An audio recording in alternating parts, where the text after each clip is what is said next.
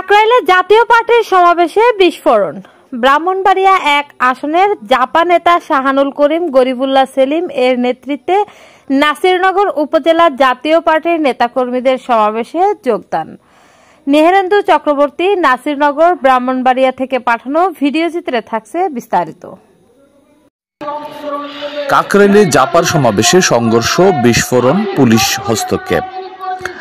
রাজধানীর কাকরাইলে জাতীয় পার্টি জাপা কর্মী সমাবেশে সংঘর্ষ ও ককটেল বিস্ফোরণের ঘটনা ঘটেছে।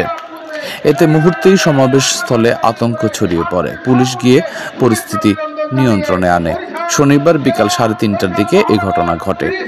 প্রত্যক্ষদর্শীরা জানান, সমাবেশে উপস্থিত নেতাকর্মীদের মধ্যে কথা কাটাকাটির এক পর্যায়ে ধাওয়া পাল্টা ধাওয়ার ঘটনা ঘটে। এ সময় কয়েকটি ককটেল বিস্ফোরণের শব্দ শোনা যায়।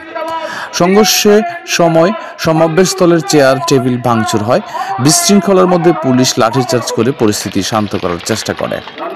আসন্ন জাতীয় সংসদ নির্বাচন, দলীয় প্রতীক ও সাংগঠনিক বিষয় নিয়ে আলোচনা করতে শনিবার বিকালে জাপার চেয়ারম্যান জিএম কাদেরের ডাকে এই কর্মী সমাবেশ অনুষ্ঠিত হয়।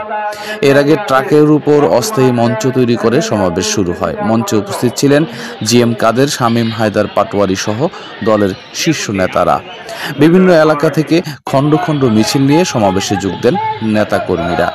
অনুষ্ঠানে ব্রাহ্মণবাড়িয়া ১ নাসিরনগর আসনের জাতীয় পার্টির কান্ডারি মোহাম্মদ শাহানুল করিম ওরফে গরিবুল্লাহ সেলিমের নেতৃত্বে নাসিরনগর উপজেলা জাতীয় পার্টির নেতাকর্মীরা অংশ নেন।